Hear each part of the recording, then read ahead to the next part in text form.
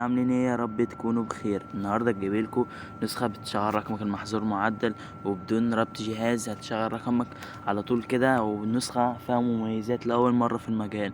نسخه يعني حاجه طرش حرفيا يا اخواتي، وهشرح لكم النسخه. يعني لو المشكله دي بتقابلك يا اخويا، فانا النهارده كمل معايا الفيديو للاخر وهعلمك تحل المشكله دي بكل سهوله. عليك بس تركز في الفيديو والنسخة فيها. ركز كده بس معايا. اول حاجة يا اخويا، تطلع تخش على متجر بلاي. اول ما تخش على متجر بلاي، بص يا اخويا، هتجيلك ديت، دوس عليها. وبعد كده هتدوس بلاي للحماية، هتسيبها تحمل يا اخويا. دوس لايك يا اخويا للفيديو، ما تنساش بقى الاشتراك بتاعك كده الحلو. هتختار اللي هي ديت، اللي هو علامة الاعدادات ديت، دوس عليها. وبعد كده يعني الخيارات دي اعملها كده، خليها كده زي قدامك كده يا صاحبي. دي اهم حاجة في الفيديو كله. وبعد كده هسيب لك انا نسختين عندي في نسخة رقم 1 للتثبيت، نسخة جي بي، وهسيبها لك بدون كلمة سر. والنسخة رقم 2 هسيبها لك بباص. فركز كده معايا في الفيديو عشان انا بقول الباص يعني رقمين برقمين، فركز كده. اول رقمين للباص 10، فركز كده معايا اخرة الفيديو عشان تسمع اخر رقمين من الباص يا اخويا. اول حاجة تعال نشرح مميزات النسخة. اول ما تخش على النسخة يا اخويا، سيبك النسخة يعني حياة طرش اقسم بالله. هنا الكل، دي الدردشات، وهنا دي الغير مكروهة، دي المفضلة، وهنا المجموعات هنا. وانضم بقى، انا اسيب لك لينك الجروب بتاعي الواتساب عندي في قناة في الوصف تحت في الفيديو. ياريت بقى تشترك تيجي ووزع ارقام فيك هنا في قناة التليجرام، ياريت تنورني. اول حاجة هنا المجتمعات، وهنا الحالة. هنا الحالة يا اخويا شغالة معاك حلو. هتخش بص قدامك هنا نص، قدامك بتغير الالوان من هنا، شغالة 10/10 يا اخويا. شاركت الحالة كل جهة الاتصال شغالة معاك 10 اهي. تعمل حفظ للحالة براحتك من الاعدادات. اول حاجة تخش على الدردشات، هتخش معانا وضع الطيران.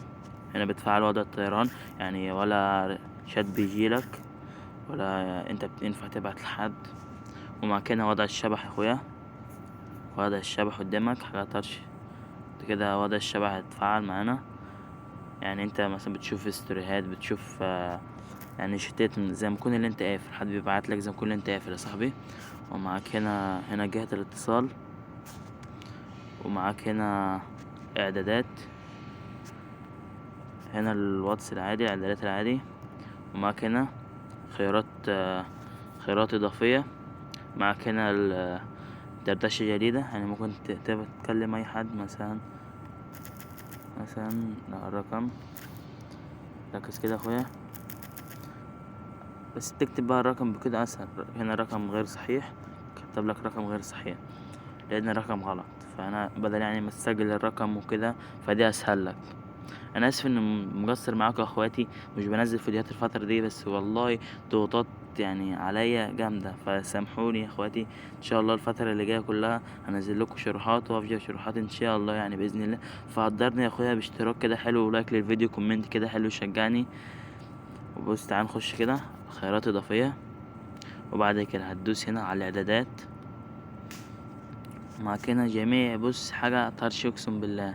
هنا الخصوصيه، ومعاك وضع الشبح متفعل، وهنا كده غفلناه.